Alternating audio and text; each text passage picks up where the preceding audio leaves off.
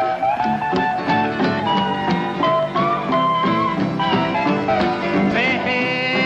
good looking. What you got cooking? Hello everyone, welcome to today's episode of What You Got Cookin'. I will be your chef and host. My name is Rachel and I'm a dietitian here at Children's. And this is my partner today. This is Summer. Hi. And today we're gonna make some fish tacos, and we'll make some pico de gallo and guacamole for our fish taco toppings, okay? So before we get started, Summer and I both washed our hands. So that's really important for you to know at home and for you to do at home, because we want to make sure you start with clean hands, you have a clean cutting board, clean utensils, so we're not introducing any germs into our food, okay? So first off, we're going to start making pico de gallo. So our recipe today is 3 tomatoes, and we've combined here 3 tomatoes. We've got 2 tablespoons of red onion and 2 tablespoons of cilantro. Summer, do you like cilantro at all? Not really. Not really. It's kind of got a strong flavor. It's not everybody's favorite, but usually for people that like it, they love it. So we'll just have you add a little bit of cilantro to that. And then we'll add just a little bit of salt. And then we'll squeeze in the juice of about 1/4 of a lime. All right, can you squeeze that in there for me? Oh. Here we go. Perfect. I'll have you stir that up. And we have pico de gallo. So next up, what we'll make is our guacamole. Have you made guacamole at home before? Yes. Yeah?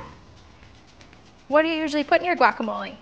We do like 4 avocados, Okay. 2 jalapenos, 2 jalapenos, all right. salt, and then there's some more. And some more things? All right. That sounds good. That's similar to what we're gonna do. I've got 4 avocados here. And you can tell if an avocado is ripe usually by how colorful it is and how squishy it is. So when an avocado is really green, kind of like the green of this jalapeno, it's not ripe, it's hard, and it doesn't make very good guacamole. When it becomes almost black, that usually means it's too ripe, it's too soft, and it doesn't make good guacamole. So hopefully we did well picking out our avocados today. So what we're gonna do is, put that over by you. We'll cut our avocados. How I like to cut an avocado is to first cut it in half and then twist it, okay? And sometimes that pit will just fall right out. Yep, looks like it did. And then we'll have you start making the guacamole in there. You want a spoon to spoon that out? I'll cut the rest of the avocados. So twist. Sometimes if the pit is stubborn in there, you can hit it with your knife and twist it, and then it'll come out. But you gotta be careful you don't cut yourself also. Perfect.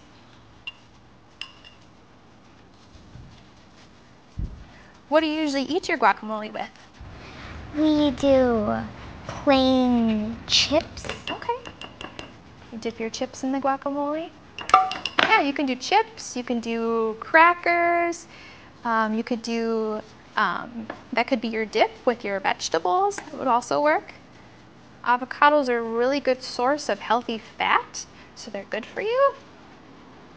Oops. Do you like your guacamole kind of spicy? Sometimes. Sometimes. You said you put 2 jalapenos in there usually. All right, so we'll have you finish those avocados. And then what we'll do next is we're gonna put some diced tomato in our guacamole. Now, how I like to dice tomato is to first cut it in half, then cut it in quarters, and then you fillet it almost like you're filleting a fish. So it helps remove that inside, that wet, seedy part. So you can just press down and cut it away. And then if there's anything left in there that you don't want, you can kind of scoop it out too. So we'll clean out our tomatoes. And then we can dice them up. Looks good. Is our bowl going to be big enough? Just barely. Okay. Perfect. So our guacamole recipe is 4 avocados, 1 diced tomato. So what I do is I cut them the long way first, then I turn them and cut this way. And the trick to knife safety is keeping your opposite hand, keeping your fingers tucked in underneath so that you don't cut your fingers. And then we'll go like this. So it's 4 avocados, 1 tomato, the juice of 1/4 of a lime, so you can squeeze that in there.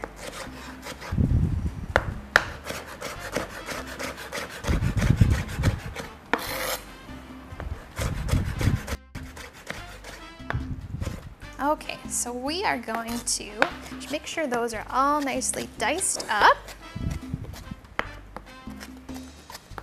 Okay, I think we want, let's see, maybe if we use a metal spoon, that will be more helpful to mash it than a plastic spoon. So let's change our spoons here. And do you want to mash it up like that? Okay, oops, sorry. So I've got my diced tomato that I'm going to add. And then I'm going to dice up a jalapeno also. So we're just going to use 1 jalapeno today in our guacamole. Summer at Home uses 2. So you can use 2 if you like it a little bit spicy.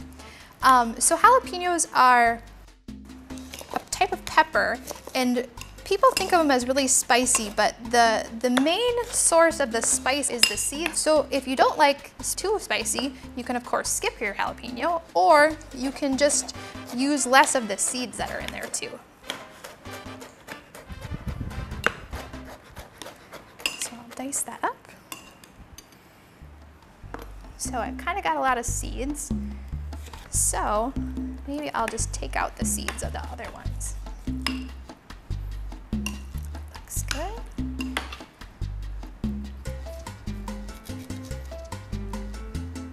All right. So we use about 1 small jalapeno in our recipe.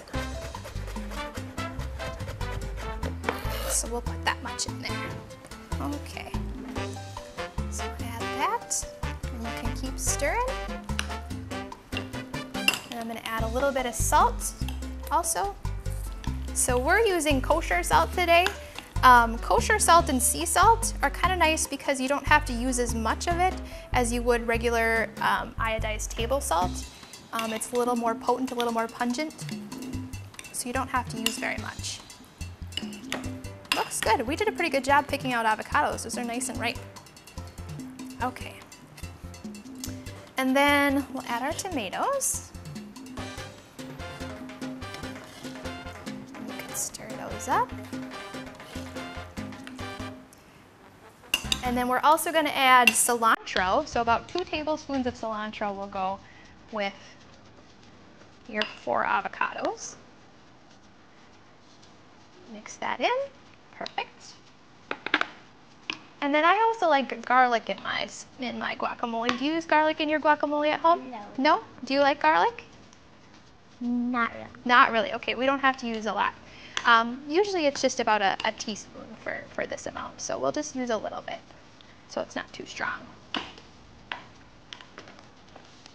Looks really good. Okay. Is our guacamole all done? All right, so we'll put that to the side too. So we've got our guacamole ready to go. We've got our pico de gallo ready to go. And the next thing we're gonna do is cook our fish. And today we have cod, but you can make fish tacos out of about any different type of fish. You can make it out of mahi-mahi, you can make it out of tilapia, halibut, or you can even make it out of salmon. So we've been keeping our fish cold over here, so we'll pull this out.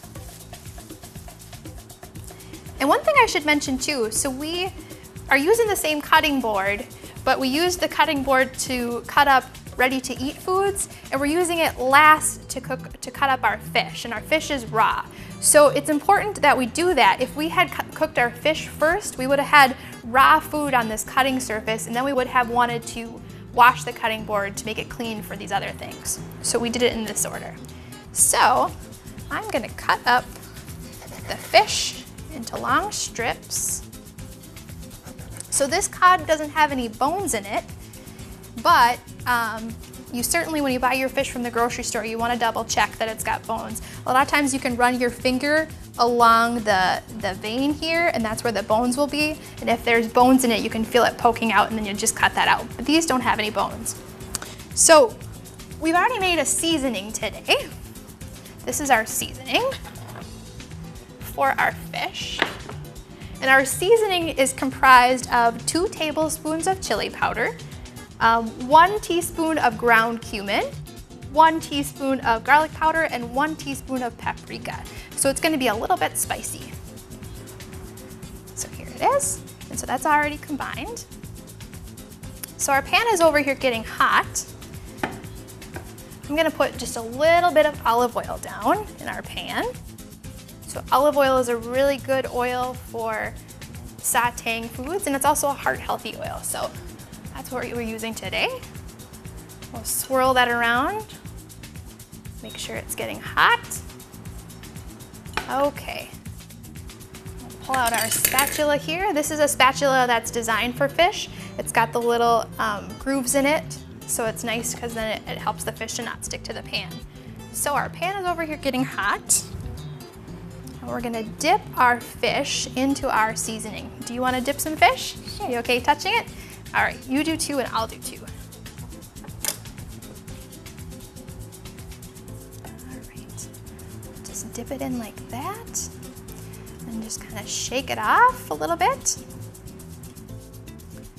And when you put your fish down in the pan, what you want to do is make sure that you're placing it away from you, so that if the oil were to splash up, it would splash up away from you and not towards you, and so you won't get burned.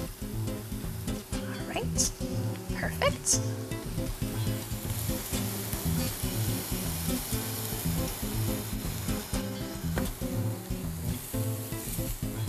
I think we just need a little bit more oil in our pan. I see a couple dry spots, and that will make our fish stick.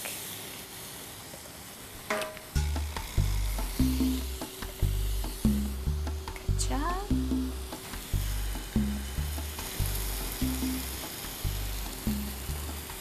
All right, and we'll cook one more. It's kind of a messy seasoning.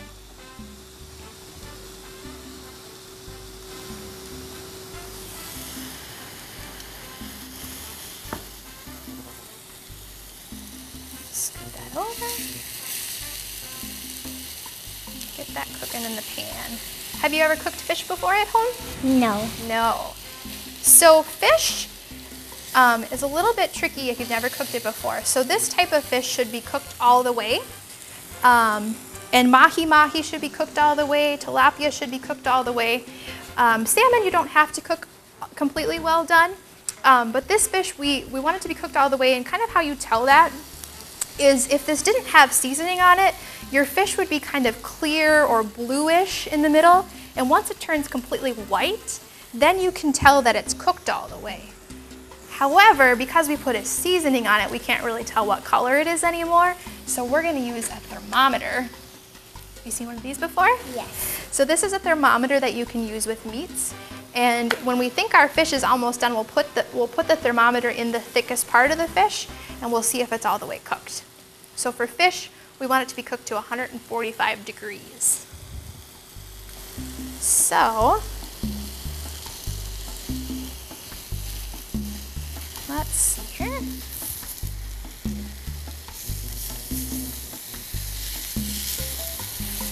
I'll just try to cook it on all sides.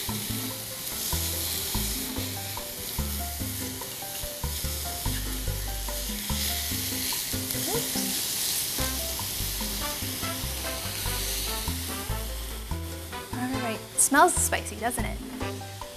It's the chili powder. All right. Then we'll pull out our plate that has our tortillas on it. So what we're gonna do today is we're gonna use corn tortillas.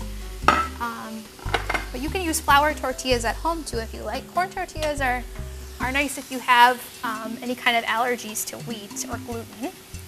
So we'll separate out our corn tortillas.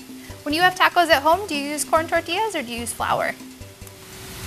We use a kind of a mix. You use a mix of them? Sure. Do you make soft tacos or crunchy tacos? We use soft. Soft, okay. All right. So, we'll keep moving our fish around so it gets cooked on all sides. And we'll clean up our workspace.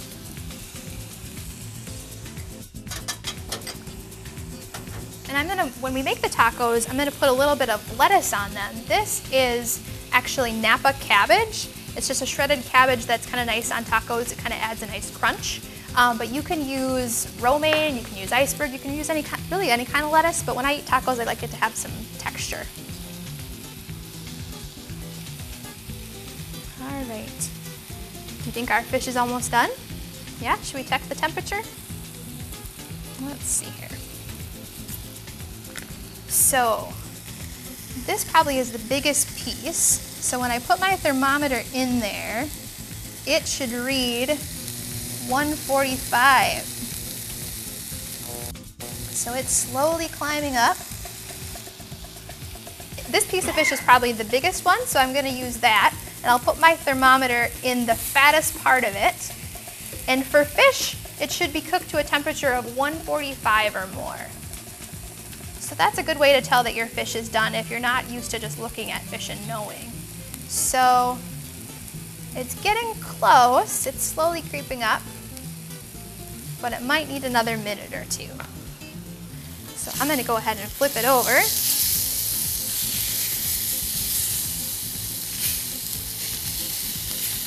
So our fish is starting to get a little bit blackened, which we kind of expect with the Cajun seasoning that we're using.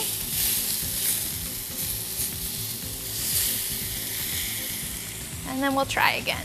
This one is about the same size. All right, so our thermometer is now reading over 145 degrees, so we know that our fish is done. So we'll start building our fish tacos over here. We've got 4 corn tortillas, and I'll start scooping them in there.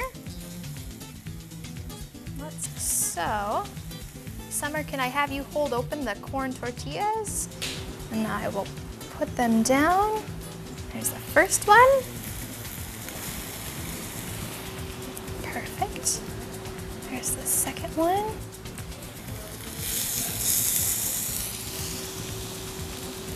There we go. And 4. Okay.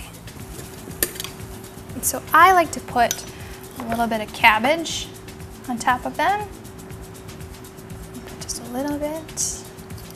And then why don't I have you, once I put cabbage on, you can put a little scoop of pico de gallo right on top of the cabbage.